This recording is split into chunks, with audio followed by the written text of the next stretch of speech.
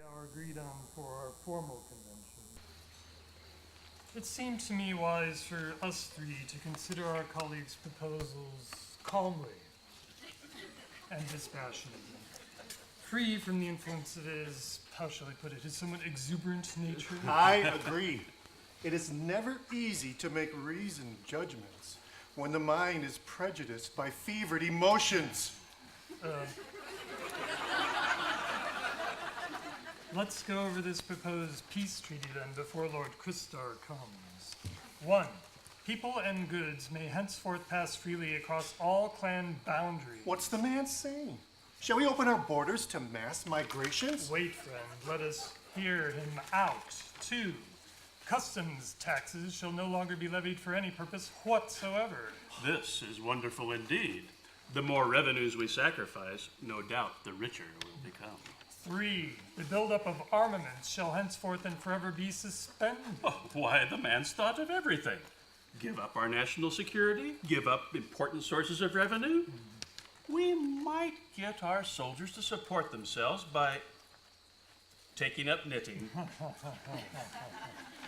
4. All military training shall be suspended.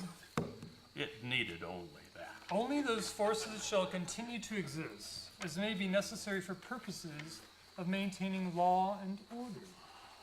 I suppose we could always muscle up our police forces. 5. There shall be a league of all clans, the decisions of which shall be binding on everyone. Good Lord, he's asking us to forsake our national sovereignty. 6. This league of all clans shall be supported by a tax levied on every clan according to its own capacity to pay. Enough, for God's sake! Enough! There's more. No doubt. And now, having stripped us of other income, how does Christar expect us to pay for this tax? I have it. We'll go into the sign painting business. We'll announce to members of the other clans, come in. Shall we write that with 1 exclamation point, or 2, or 3? Come right in. Take whatever you like. We'll even help you to carry it away. And here's a fundraising suggestion. We might even charge them a small fee for helping them with the transportation. I get the impression that neither of you like our brother Christar's proposals. Unlike them, I love them. They take me right back to my days of happy innocence in the nursery. Oh, I have no desire to offend Lord Christar. But it does seem to me that this document might be modified. After all, it is only a first draft. I'm pleased to hear the voice of moderation. Oh, I would expect Lord Christar would like improvements. You, Kovar, after all, a far better writer than he. The trick will be to protect our rights, but always in the name of peace and brotherhood. I see. Bow to principle while pleading practicality. Exactly. We must take pains to make our pragmatism seem principled. It won't do to alienate our subjects. The name of the game, my friends, is and always has been power. And power where governments are concerned means power over the people.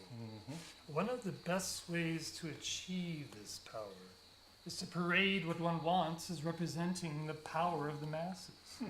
We could always, of course, bend them to our will by force, but the wisest course, it seems to me, would be for us to present our case in such a way as to make them believe that the ideas are theirs. With enough propaganda, we can make those ideas theirs. Will appeal to their self-interest. We might also convince them of the dangers of excessive generosity. Nor should that be so difficult. One can make black itself appear white. All you have to do is flash strong lights in their eyes. I understand. Make sweeping promises. My lords, please excuse the intrusion, but where is Lord Christar? We thought to find him here. We're waiting for him, Yes. that our convention might begin. Oh, in that case, may we await his coming? Well, you see, we have important things to discuss with him when he arrives. Is there something you wanted?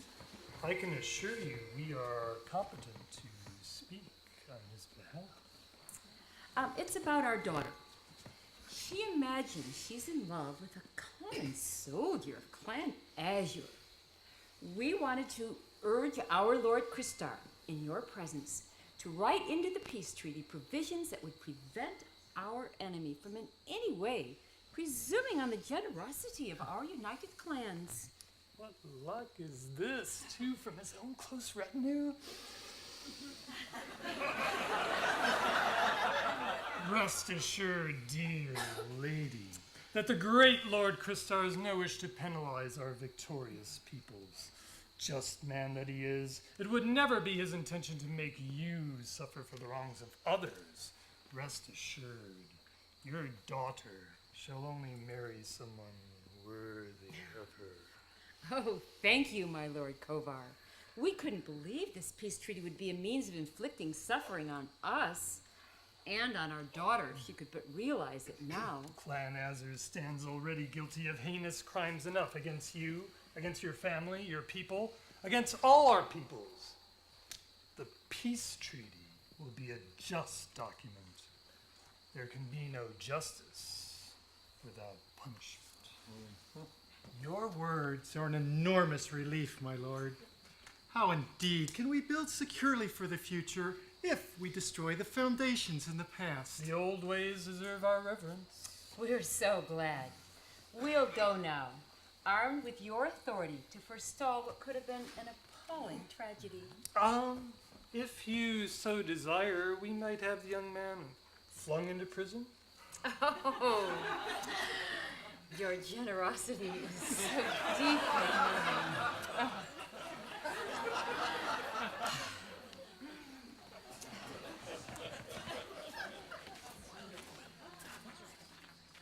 Am I late?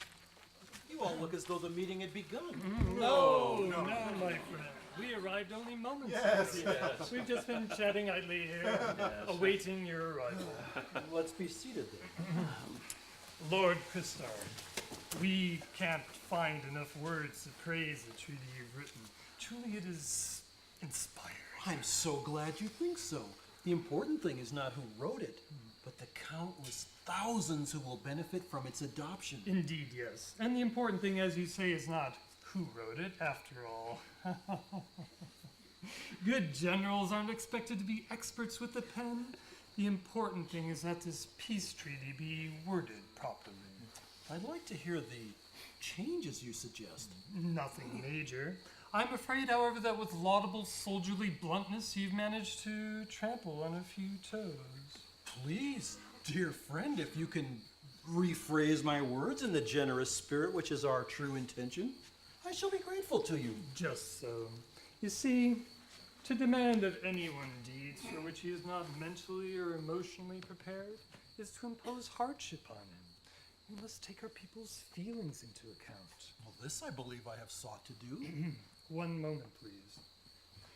Of what benefit is it to comfort the body if the mind which rules the body is distressed? A healthy mind is of vital importance to the health of the entire organism. It is even true to say that the brain is more important than all the other organs of the body. The head is placed over the body to rule it, and by ruling, to keep it well. The same is true also, self-evidently so, of the body politic. The treaty you've written has been addressed to the body, but not to the head. But surely the head recognizes that what I've written is for the good of the whole body. Oh, such I know is your bluff soldierly intention. We honor it. We applaud it. But have you considered how we, on whom a whimsical destiny has imposed a distasteful duty of ruling our peoples, how we, I say, can implement your ideas? Oh, of course I've considered it. After all, I'm a clan ruler myself. Ah, but have you considered our feelings? You see, you've had all the glory of winning this war. But what of us, who stayed behind, and who must somehow avoid looking inglorious in the aftermath of the war? You have your victory to hold up before the people, while they suffer the privations of this costly struggle. We other rulers, however, face only its ruinous aftermath. I refer to what unthinking people throwing their cares for the future to the winds hail today as the peace. What are you saying? I'm saying, all three of us are saying, that someone must pay for this devastation. By my reckoning, Clan Azur, the entire cause, let me remind you of our tragic suffering, finds itself in defeat, even more devastated than are we. Too many of their young men were killed, especially in the final battle.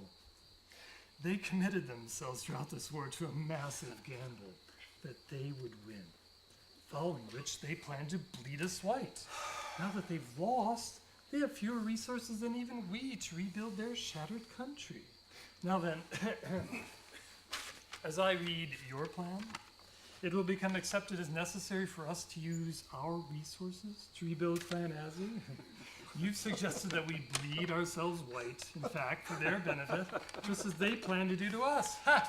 You want to revive and implement their own dastardly program. Can't you see that if all the clans are strong, we'll all benefit? My friend, my brother, don't be too hasty.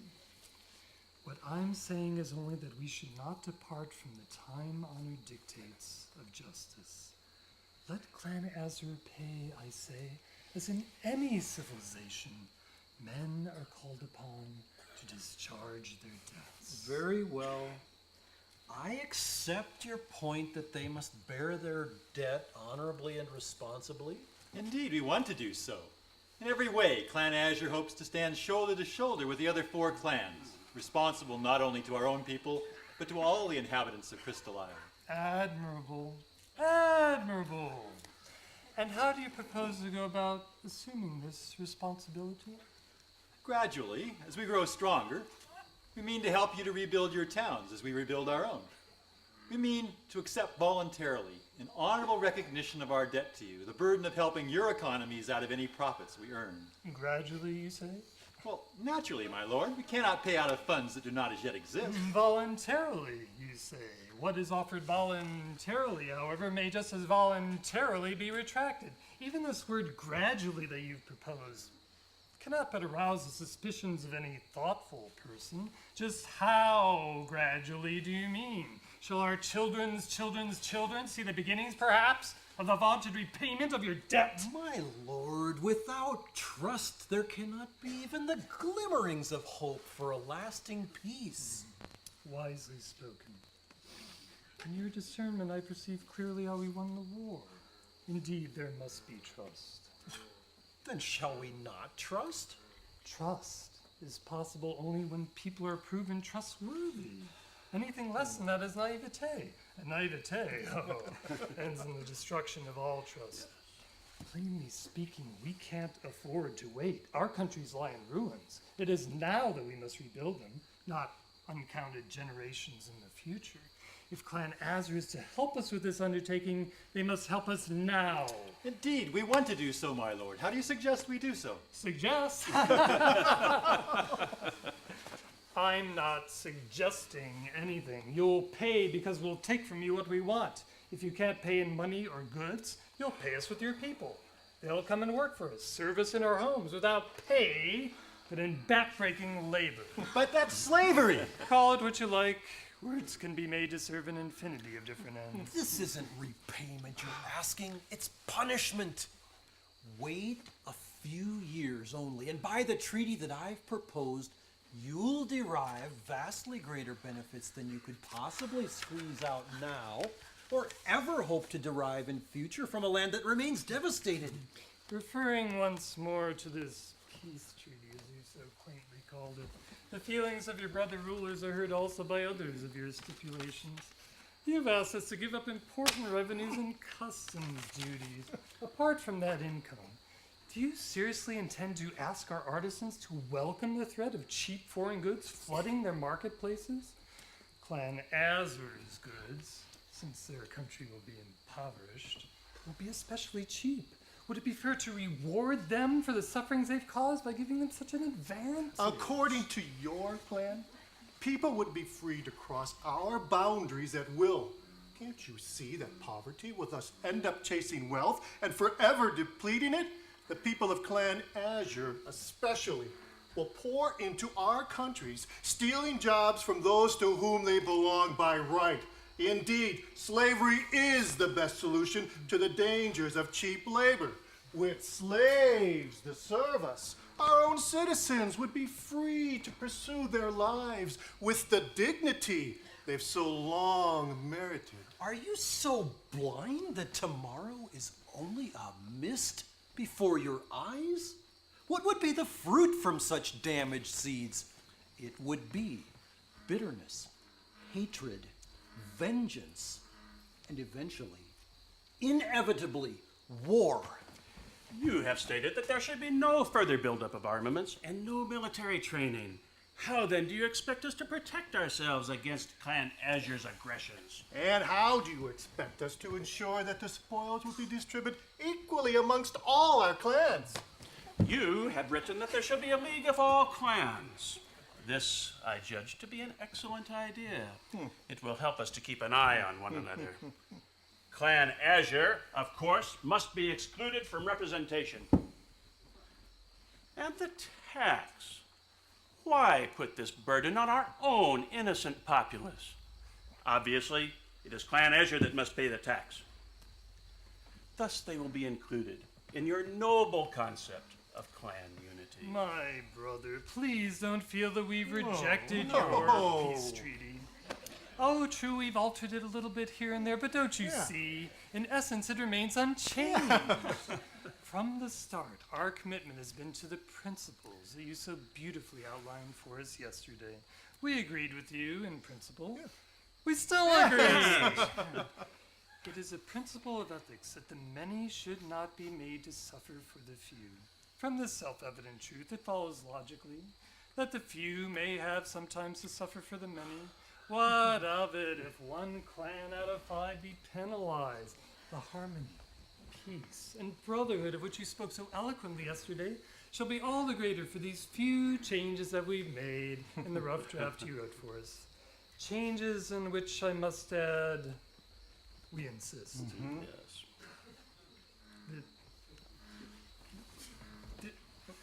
The wealth of a people depends on the prosperity of its rulers. I need hardly add, and in reminding you of this fact, I know that you too will feel reassured that the changes we've made will make all of us rich, including you. Your plan, my dear fellow, how could you have been so blind, would have impoverished us all. As the rulers are, so will the people be. Yes. Our clans have all grown poor, according to the terms of your treaty, while Clan Azure flourished to wage war on us again. The next time, perhaps, defeating us utterly. With the changes that we've introduced, however, our people too will grow rich. Someday. Let us leave. There is nothing for us here but further humiliation. Leave? Well, you leave, my brother, if you so wish.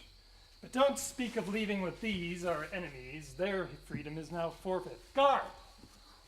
I stationed him outside here for this purpose. Take these criminals away. Place them in chains. So shall we ever treat the enemies of civilization and of all decency. I go to my own country.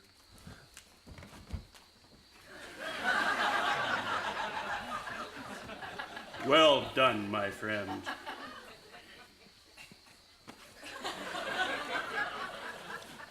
Let us hope only that we have not opened wide the windows of our homes to a hurricane.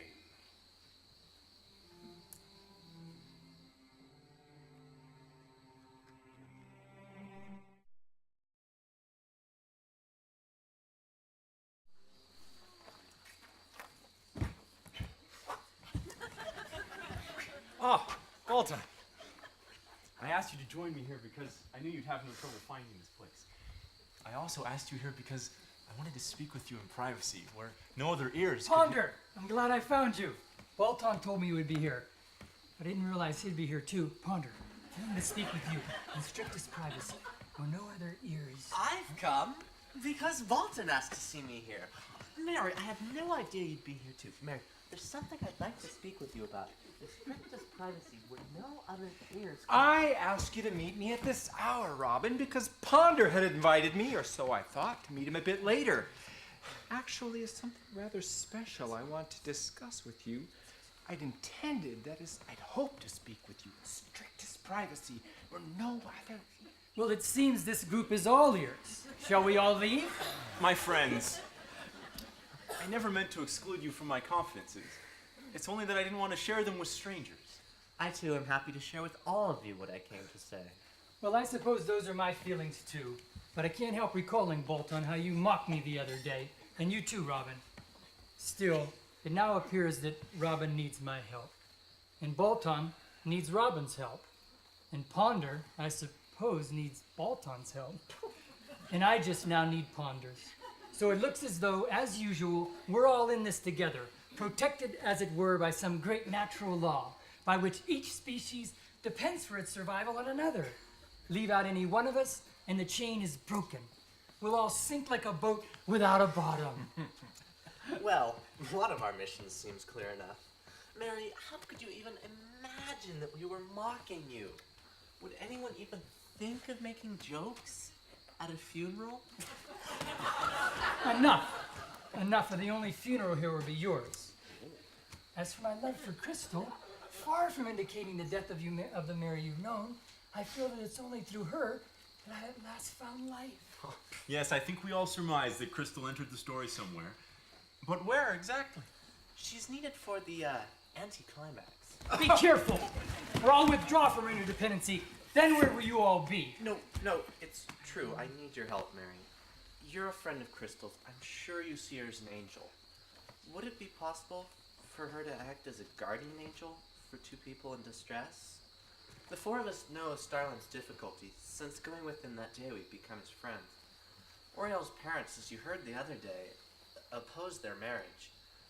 As a friend of Oriel's, I offered to help her if I could. She may decide to run away from home. If she does, would it be possible for Crystal to give her sanctuary? I, a friend of Crystal's? I like to think I am. It isn't though she and I are on speaking terms exactly. That's what I've come here for. Ponder, you know Crystal. Would you write a short letter for me to her father? Sardoc? If you think anything can win his sympathies, it's clear you don't know him at all. Well, he must love his daughter. And the truth is she favors me. She even managed to smuggle me a message through Fidela, her governess. But she wrote that Sardoc is as approachable on the subject of our friendship as a lion is on the subject of sharing its dinner. Can't you persuade him, Ponder, out of his love for Crystal and out of your love for me, to accept me in his home? Sardoc's problem is not that he lacks love. It's the direction taken by that love. A river cannot flow in two directions at once. The ocean towards which the mighty flow of Sardoc's affection is directed is himself. To permit him to persuade him to agree to anything, we must cater to his self-love. I might offer myself as a young man, eager to study his philosophy of life. Difficult. His philosophies might be summed up neatly in a single phrase. Where other thinkers have developed with infinite subtlety the ancient teaching, know thyself, Sardoc's musings on life would yield little further development. They're stark, indeed blatant. Love thyself. Then why don't I present myself as one so impressed by his life story that my one ambition in life is to write his biography? You might if he'd lived anything resembling a life. Unfortunately, all he's ever said and done might be summed up neatly into a single word. No. Well, he must have some desire, some ambition. He does. It's to seem important. The way he fawns on Lord Kovar and manages to let even perfect strangers know of his relationship by marriage to our ruler would be embarrassing, were it not such a perfect piece of poetic justice. For Kovar casts suspicions on the very claim of mankind to be the noblest of Earth's creatures. Then why don't we write him that by befriending me, a representative of Clan Ruby, and a friend of our Commander-in-Chief, Lord Tristar, that he'll find himself on the forefront of the new developments spelled out in the peace treaty. And his alliance with me would cause Lord Kovar to look upon him as a man to be respected, as one who is in tune with the spirit of the hour. That's an idea. Let me write Sardak a short letter introducing you and hinting at the advantages to him of associating with you at this time. The rest will be up to you. I brought a sheet of paper with me and a pen. Clan Amethyst imagines that citizens of other clans have no philosophy. But what kind of a philosophy is it that makes a man so dour? I tell you, there's more philosophy in a happy laugh than in all the gloomy sermons in the world. And more of it in a graceful dance than in all the broad gestures of philosophers as they affirm the spirit of man but deny his body. There's more philosophy in a soaring melody, too, I tell you, than in all the dry sermons that get coughed out in a dreary monotone as their speakers trudge forward in senile self-congratulation towards their empty proofs. Philosophy, oh philosophy, I sing your syllogisms up and away with a lilting tune. Well, Mary, I hope this letter serves. I'm deeply grateful for you, Ponder. May you be rewarded with joy in your philosophy. Before you tell me what you wanted of me, Ponder, may I unburden my heart before it bursts? No, it's not that I'm in love. Though it's not unlike being in love. That is to say, I'm in great pain.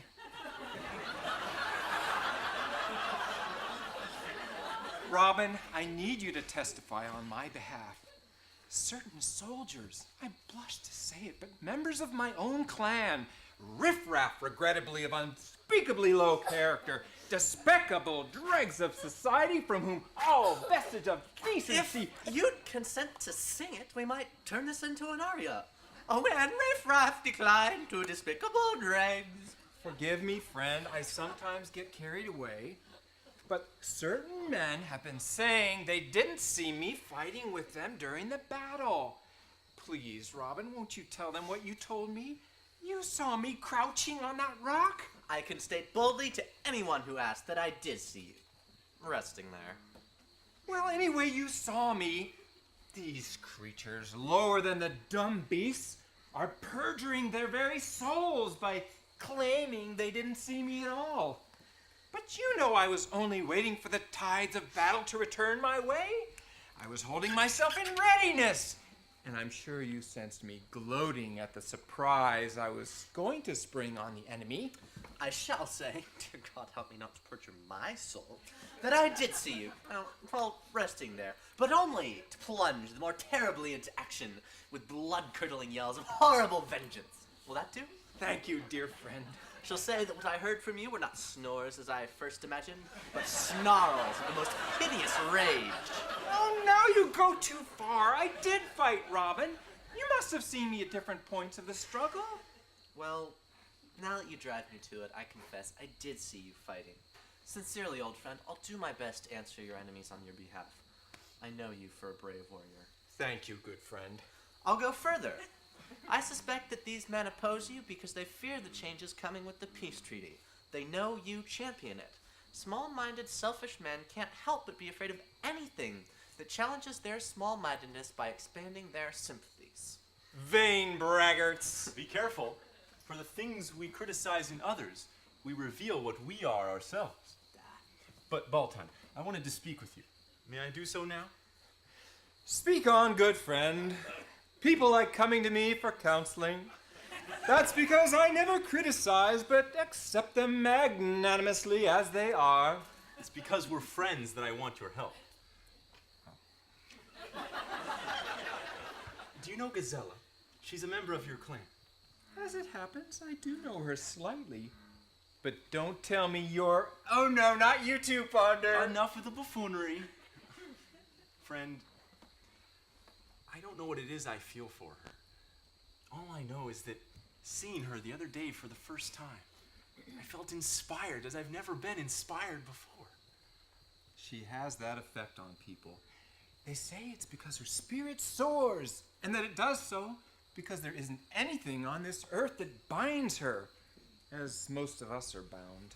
That is what I hoped to hear. Having had only glimpses of her, I intuited as much, but now I ask myself, would it be possible for her spirit and mine to soar high together? Balton, can you arrange an introduction? There's no need for one. Gazella is as open and free as a flower to heaven. I'll tell you what you might do. She goes whenever possible to Crystal Glen to pray. If you should happen to be waiting there when she comes, I'm sure she'd be glad to speak with you. I'll go there tomorrow. Oh, what's the matter? What happened? My God, I barely escaped with my life. What? Ponder, we were wrong. The peace treaty wasn't at all the right issue to present to Sardog. Why not? What went wrong? My friends, I have terrible news. The peace treaty this morning, the convention was a disaster. No. The rulers vetoed the peace treaty on every point. Lord Antar and Lady Andilla were led away in chains to prison. Lord Christar returned, dejected to his own land. All this I heard from Fidela before Sardak appeared. When he came on the scene, having read your letter, it was bedlam. He denounced the peace treaty, denounced me for coming, denounced you for writing him such a letter. And can you believe it? He set the dogs on me! No! Impossible!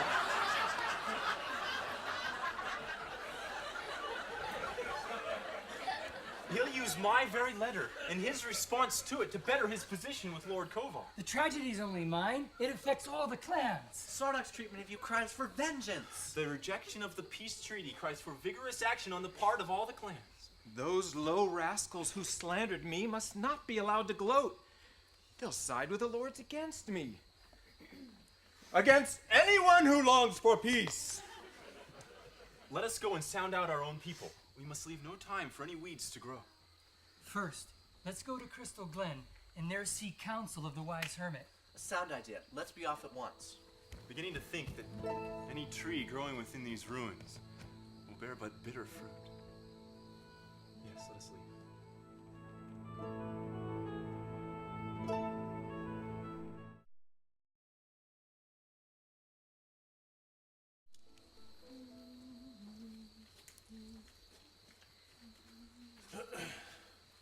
It seems we are destined to continue meeting here in Crystal Glen. Alas, that this occasion were as auspicious.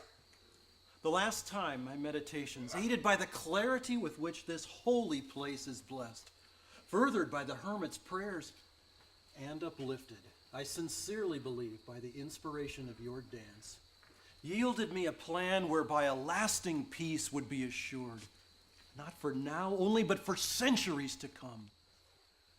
How could so noble a plan have failed so ignobly? Are you saying, my lord, that your proposal for a peace treaty has been rejected? Rejected is too mild a word. Jeered at, mocked, ridiculed.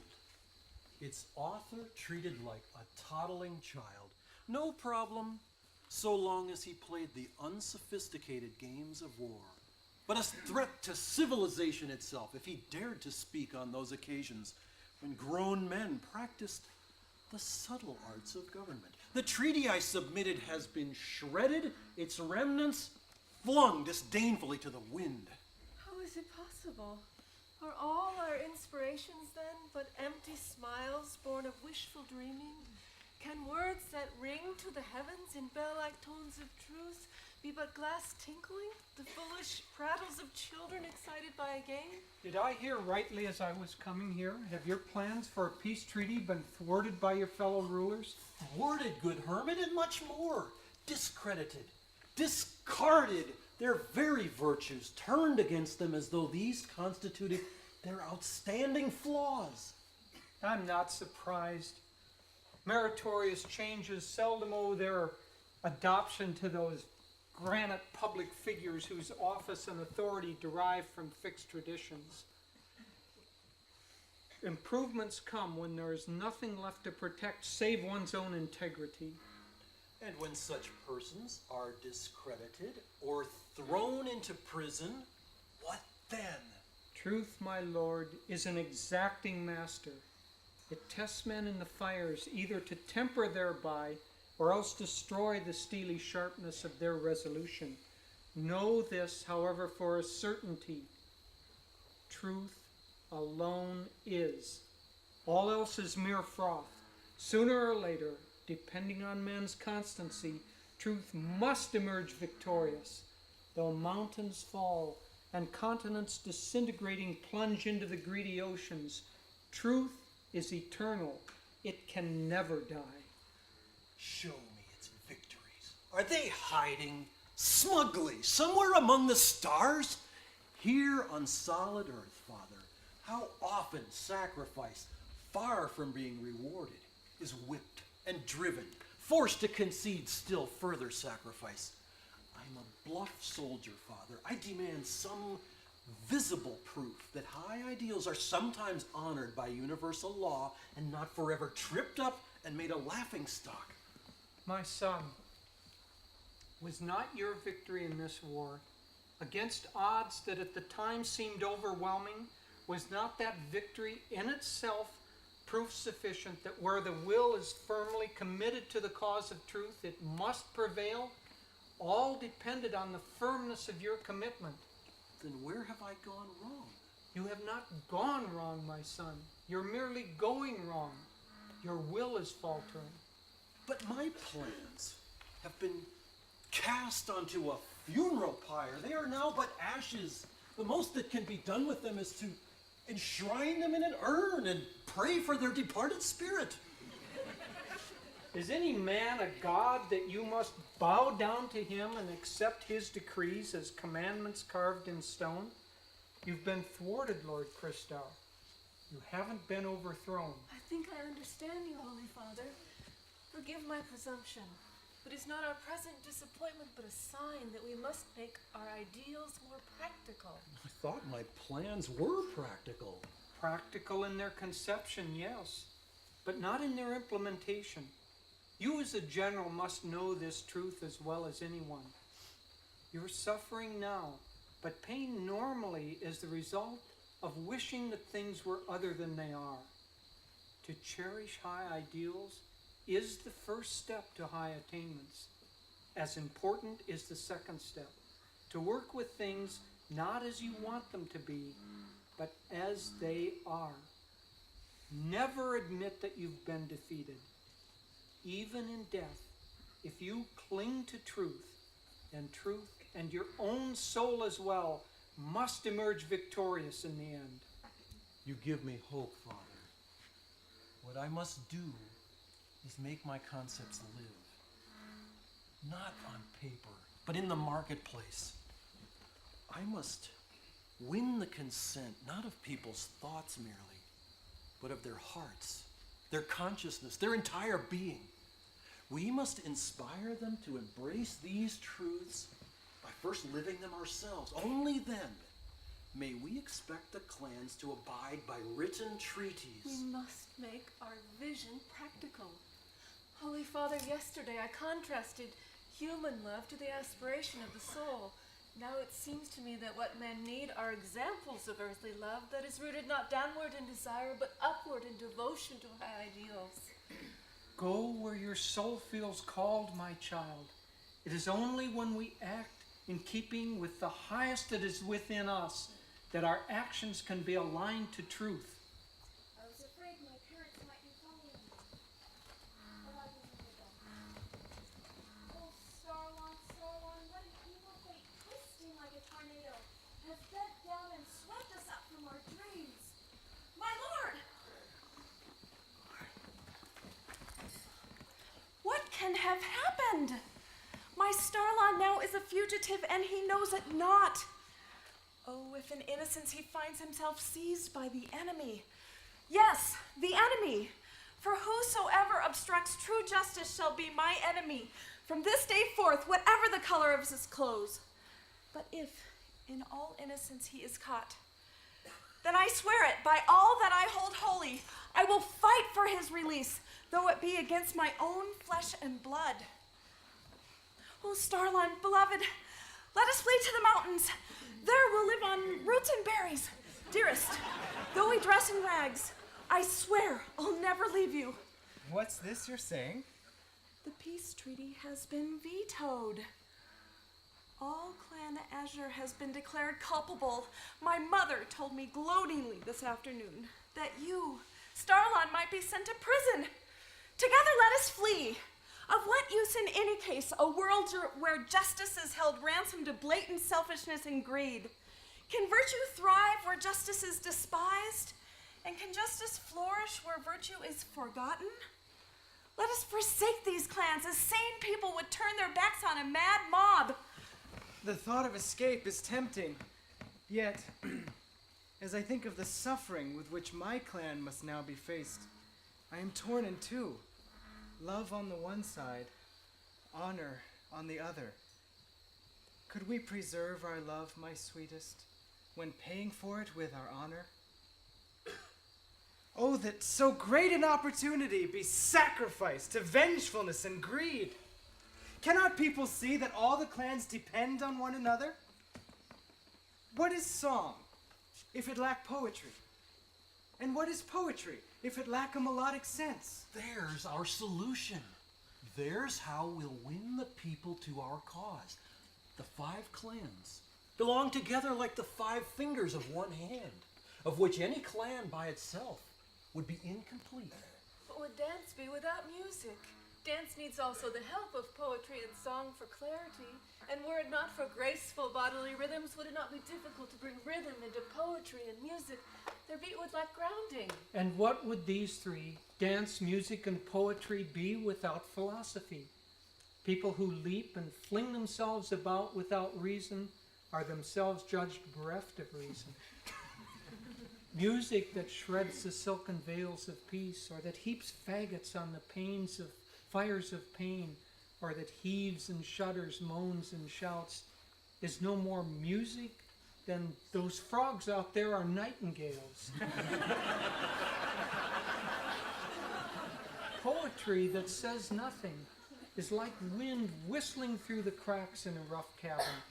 No work that has not its roots in truth can long endure the hurricanes of change. The arts, too, are essential to philosophy, lest truths be placed on view like corpses in a mortuary, having shape and size, yet lacking life. Without joy, finally, yes, and merriment, what more meaning could we ascribe to life that had more meaning than a bandage on a wound? Yet joy, too, should have a dancer's grace, aspiration like a soaring melody, the healing power of poetry well conceived. Joy without a sense of higher purpose is like drunken jollity, muddled and confused. Its laughter like the barking of hyenas which rejoice most there where they smell death. As the flowers need bees to supply their nourishment, as the floral sweetness supplies bees with their nourishment, so does every clan depend on every other. By this truth, shall we convince the lords that the peace treaty is a necessity? Why so, my lord? The other lords are not concerned with truth. It is not them we must convince. Yet, from this war, like green shoots rising from a forest floor of ashes, a great good may come. The clans, allied together, became friends. Now they understand that the clothes we wear, that the talents we've developed do not alter the fact that we are human beings first, members of one human family. Formerly, men lived in the thought that governments decided everything. They were ruled, and even if they grumbled, they obeyed or had compliance forced upon them. Power came with possession. From now on, power will come with knowledge. Possession is passive. It cannot long resist the onslaught of fresh information. That is why power has ever sought to subjugate, not only by the force of arms, but above all by imposing ignorance on the common man. That day has ended now. The lords may burn the peace treaty, yet the very incense rising from its forest floor of ashes will waft to distant corners of Crystal Isle, inspiring men everywhere to affirm the peace their hearts crave. It is what I first told the lords. We must address the issue first in principle. Peace is a state of mind. It cannot be produced merely by the written law. From the love for peace alone can follow that stability which laws for centuries have proclaimed, yet remain forever impotent to enforce. That is what I must do. like an eagle soar and swoop. I'll live in the mountains as you urged, but descend at night to gather up those who scorn to live in slavery.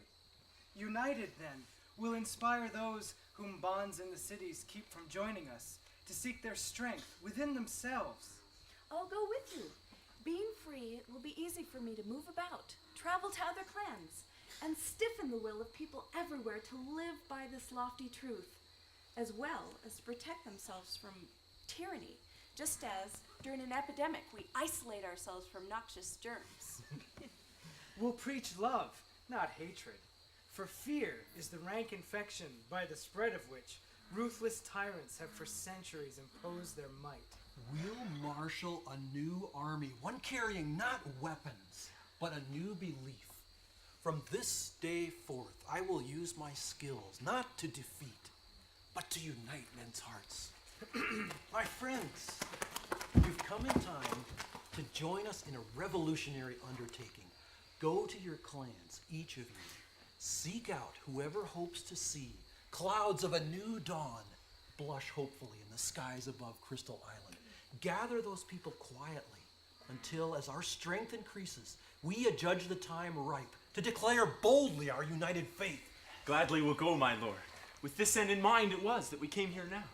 We go away relieved, determined, and full of renewed hope.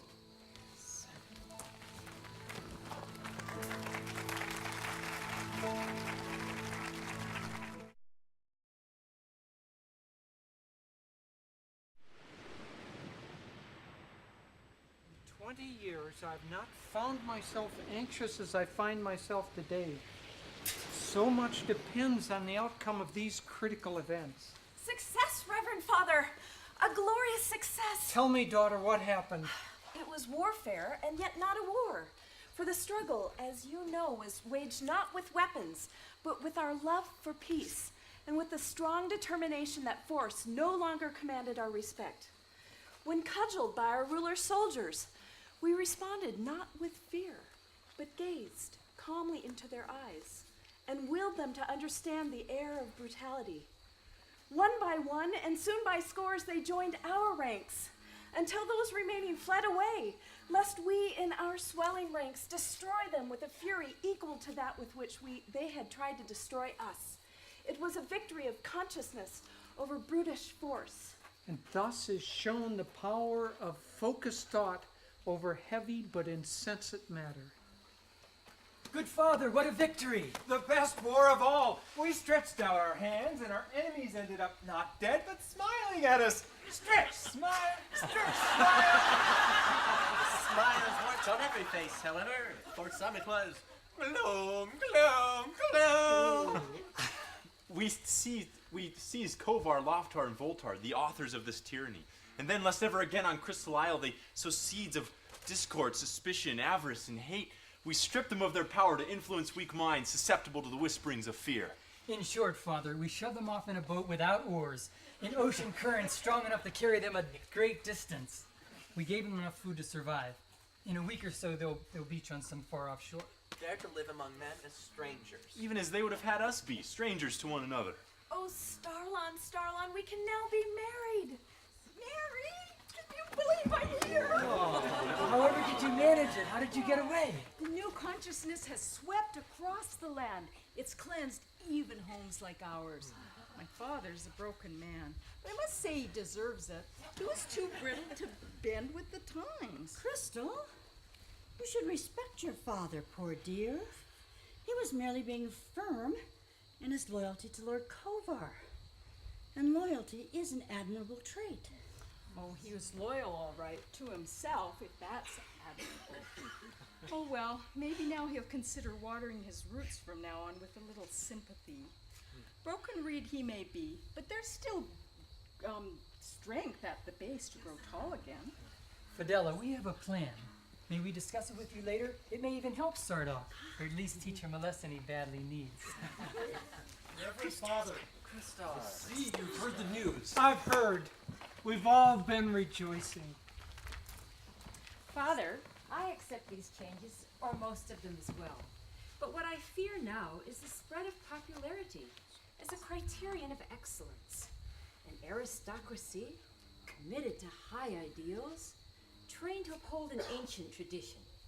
In itself, the very definition of nobility, by speech, comportment, and exalted vision, is better suited to uphold before the world those lofty principles towards which all men should aspire. Do you not see higher principles at work in these recent changes that have taken place? I confess I do, though I dread the future. When popular opinion stirs the pond, what rises to the surface is not perfume, but the fetid stench of air. If we can show the people that truth is not up for election as if to some town office, but that it simply is and must be accepted as such, lest it become our silent judge, perhaps then they'll be persuaded by the simple, honest need to understand. Good friends, you speak of principles. Is not compassion such? Yet when hereditary right is claimed to dictate merit and demerit to other men, compassion is often lost. Aristocrats, to maintain their proclaimed superiority, distance themselves in sympathy from others, as they do in dress and mannerisms. You are right, my lord. I see we must be compassionate to all and accept all as having a right even as we do to nature's bounties. Each has a claim to the respect of all.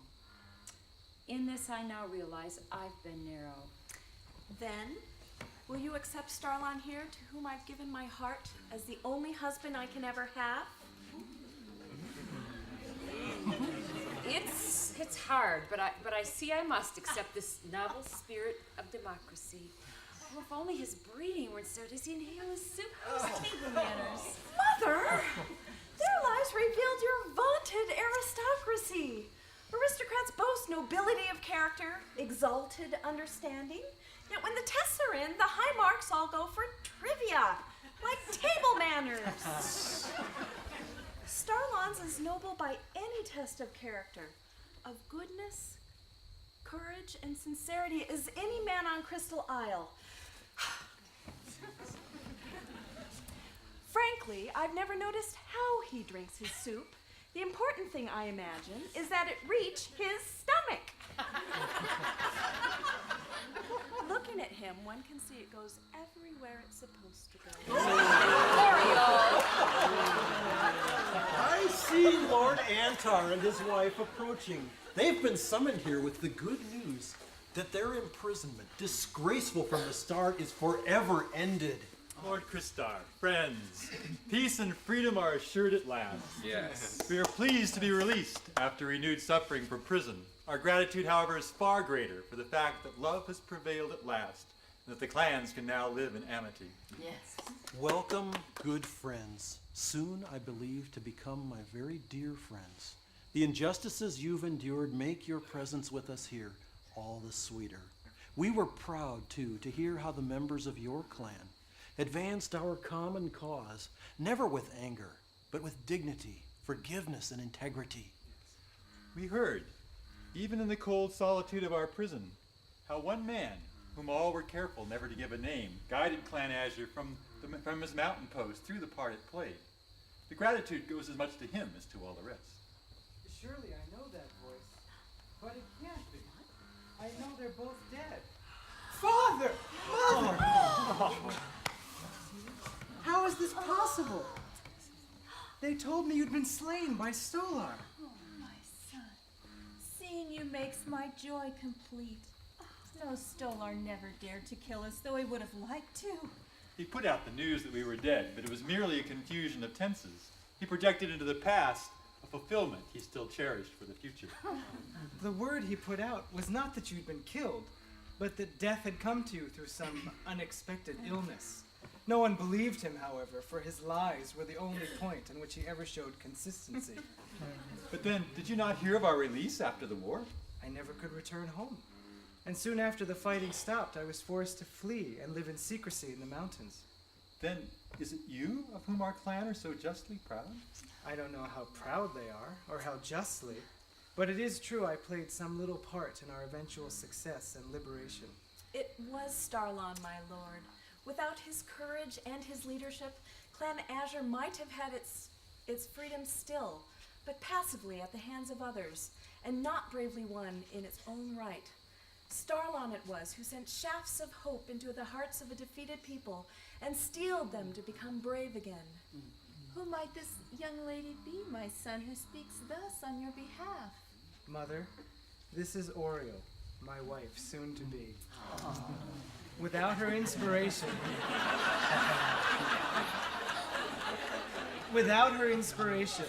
I gravely doubt that I'd have had the strength to persevere.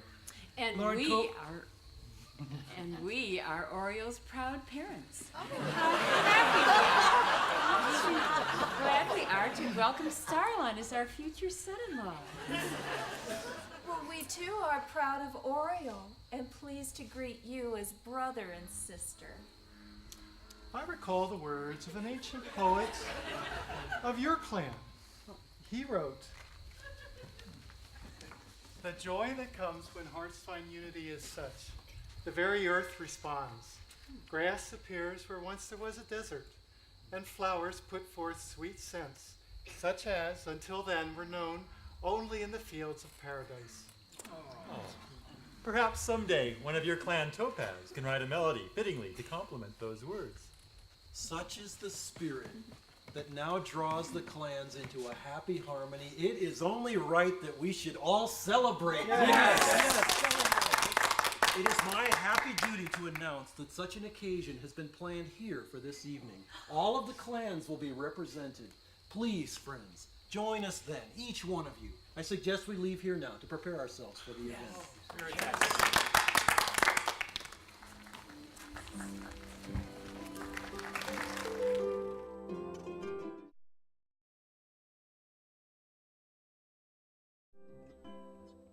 Good. Oh, whoa. Good, we're in time. Now remember, when he comes, we must hide ourselves well, and then we'll all howl like dogs. Are you sure he'll come to this spot? I talked with Fidela. She promised to lead him here. Kid, how was he talked into coming? By mailed threats, and then by the power of rumor. Sardak has become convinced that swelling numbers of Clan Ruby are enraged with the way he's treated me. He's been informed that a mob is on its way to seek him out, to inflict a horrible vengeance on him. But with all this talk of peace, how can he believe there's any truth in these absurd rumors? Ponder, you, our philosopher, must surely realize that mankind lives in a room of mirrors. Whatever he is inside, that's what he beholds reflected back to him from others and from the world around him. Sardak set his dogs on me. Yeah. Of course he'll think that me, and therefore the loyal members of my clan, eager to do the same thing to him. Yeah. He had no charity for me. No. Of course he'll think Clan Ruby, whose members he considers base foreigners, has no charity for him. He's completely out of step with the times. Yeah. So much the better that he's coming to these woods. The trees surrounding him will seem like fierce monsters looming up in dreadful menace. Owls hooting will sound to him like shrieks of warning from the dead. And dark shadows deepened by the contrasting moonlight will appear to him like open graves. By the time he reaches here, he'll be so distraught that even the wind brushing a leaf against his face will cause him almost to faint in terror. And at that point, we'll all howl from behind the bushes. Let's hurry to our post. He could be here at any moment.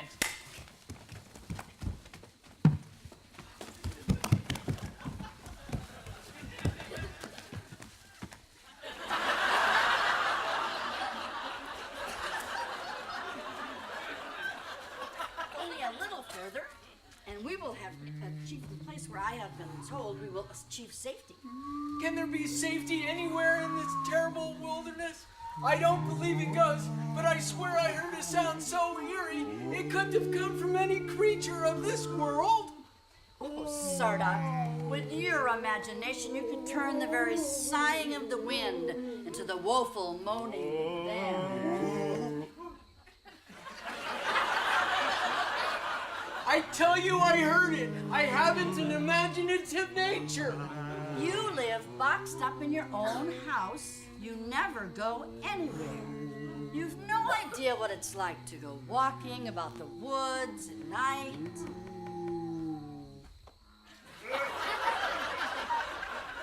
There's a hideous evil abroad. These are no ordinary woods. Just think how carefully we had to walk to avoid those gaping pits. They were shadows merely, Sardak. I walked around them with you, only to humor you. They were graves, I tell you. This isn't land belonging to Clan Amethyst. This is alien territory, and those weren't all trees we passed. Oh, oh! What's the matter? Something touched my face. How terrible. They're playing with us.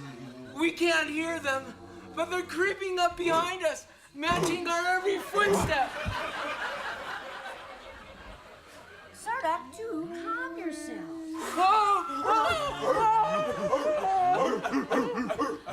Don't be afraid. I'll save you, Sardak. I'm practiced at handling dogs.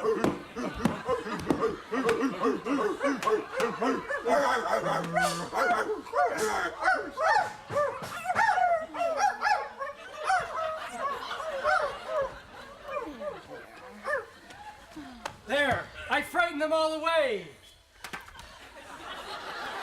Thank you. Thank you for saving me. I would have never come to this terrible, terrible place if there weren't even greater terrors awaiting me at home. It's peaceful here now, Sardak.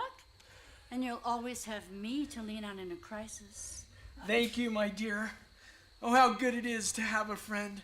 I begin to think it simply isn't safe to be alone. I'm by your side. You have nothing to fear.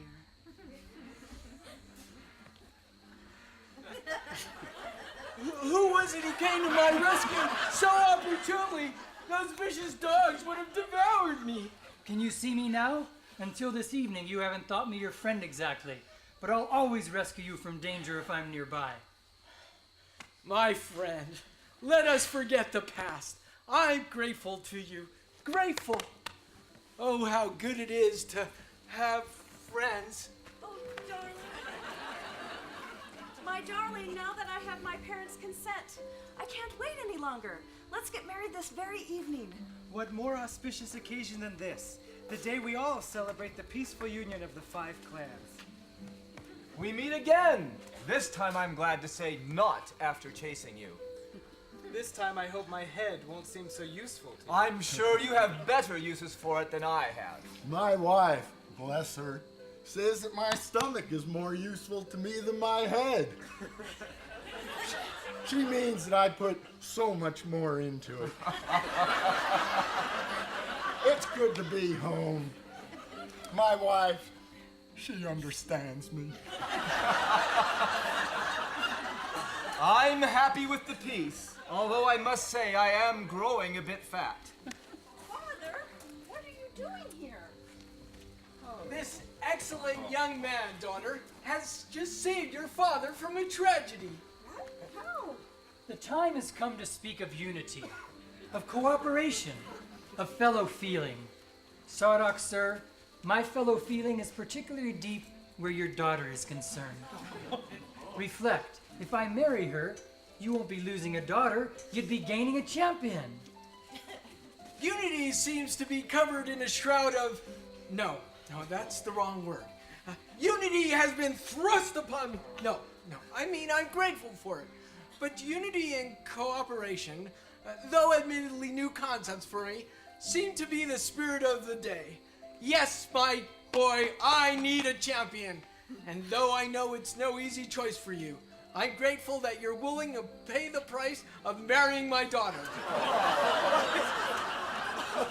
Perhaps it's the best way of ensuring that you'll continue to protect me.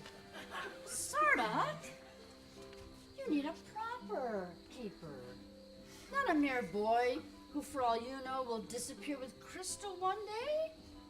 I mean, you can't have forgotten completely what it's like to be married. You need someone by your side, night and day, taking care of you. The concept, I admit, does have a certain appeal to me. That is, philosophically... Sardak, I will put it to you bluntly. Will you marry me? That is what? I mean, philosophically, and speaking practically too, It seems to me a sound idea. Oh, Sarda! A wedding between two philosophers seems assured of happiness. The heavenly bliss towards which all couples aspire can be yours in a single leap, with a mere definition. You're a tease, Robin, but remember, I'm his champion now. Welcome, friends. Welcome. The evening awaits our celebration. May the strife of the past be forgotten, not only in our festivities, but for all time to come. Yes. My lord, no more fervent prayer possesses any of our hearts, unless it be that our forgetfulness of the past be warmed with present joy. How happy I am that Oriel and Starlin are to be married. He has always seemed such an outstanding young man. I'm happy that our two clans can be joined in loving unity. My dears, I wouldn't want to hurry you, but on such an auspicious occasion, what would you think of getting married this very evening? It's possible, Mother, if it seems right to you. I've always tried to be an obedient daughter. All the couples could get married here this very evening. What about you, Ponder? Have you pondered the risk of voluntary incarceration? Zella and I have discussed the matter. We decided that we wanted to be married instead to God. You and I discussed this, Father. Human love can, as you said, be a bridge to divine love. For one who flies, however, no bridge is necessary. We wanted to enter separate monasteries. At the same time, the traditional cloister seems out of step with the consciousness so newly sweeping Crystal Island. I've long contemplated the need for a new type of monastic order, one based not so much on rules, as rooted in true charity. Where rules proliferate, superficial discipline is exaggerated. It becomes oppressive. You've understood our thoughts, Father. Or perhaps it's we who have understood yours. Our dreams of monasteries where the emphasis is on inner soul guidance, on inner soul freedom, and not so much on outer rules. What would you say if I were to help you found two such monastic orders, one for men and one for women? We join hands with you in an instant, Father. This then be your calling. In future, as our numbers swell, may Crystal Glen be a sanctuary for all who come here seeking guidance, faith, and inner freedom. Father, I long to know something. Were you ever married?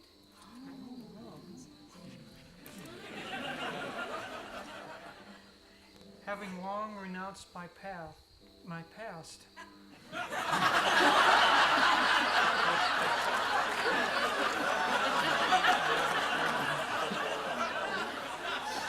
having long renounced that past, I'm reluctant to recall it to my mind. But yes, I was married once. And then I fell in love with God. My wife was jealous. Can you believe it? Of our one and only true beloved for all eternity. I would have liked for us to walk the path together. But since she refused, for many years now I've walked alone. I know that one day my duty will be to follow in my parents' footsteps, serving the people of Clan Azure. Meanwhile, Oriel and I have discussed the need on Crystal Island for a small community, dedicated to the high ideals that have inspired the clans to bring about this peace. Perhaps only thus can the principles of peace be kept sharply in focus for the centuries. Starlon means that we want not only to live in such a community, but since none yet exists, to establish one. If you agree, my beloved, we could live there too.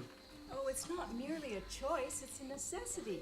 Without merriment and philosophic insight wedded together as one, there's no hope that any such community as this could succeed. And without my exceptional talents, I don't see how it could succeed anyway. I suppose, therefore, in holy charity, I will have to join you too. Your talents are exceptional, all right, Bolton. At least everyone I know takes exception to them. Without my wisdom's calming influence, your talents would almost certainly prove a disaster to any fledgling community. For the common weal, old friend, you join, I'd better join too.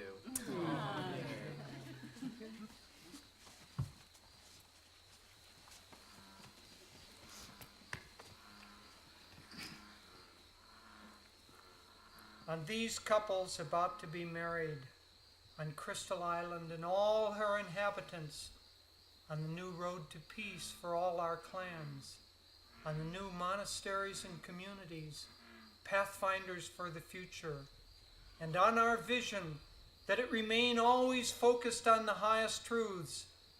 May blessings pour down now and for countless centuries to come. Amen.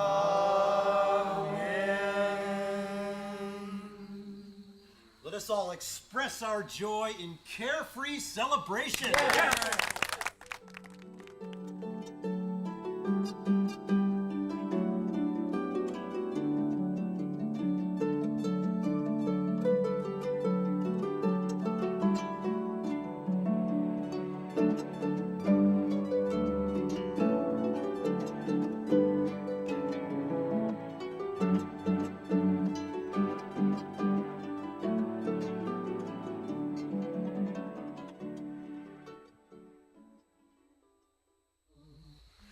Many hands make a miracle.